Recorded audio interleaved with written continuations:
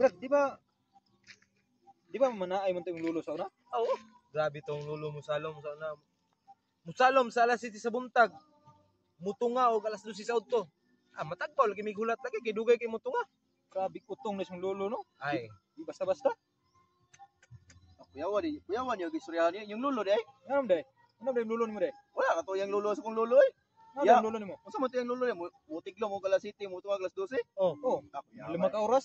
Wala, ras kong lulo ay. Ano na lulo nimo day? Akong lulo sa una, mamana. Mutiglo mo kalas city sa buntag. Mutunga og alas city sa gabi eh. Nagbaon pa nagtuba sa lalo kay magkilaw-kilaw. Ah, grabe. Di ginuminom pa dito? Oh, maginaminaw pa. Di, yun ko nakatuhan. Grabe, kuya, wag utong siyang lulo, no? Kuya kayo eh. Taas kita butong, may makalabaw sa una. Ah, wala gihapon na. Di magsilbi sang lulo. Nang sa mo lulo di. Akong lulo gyud. Buta mo tiglom siya. Saum, alas 7 sa buntag. Yawa eh. Nya, kurata gud. Lagi alas 7 sa buntag. Patay. Yawa no. Nya.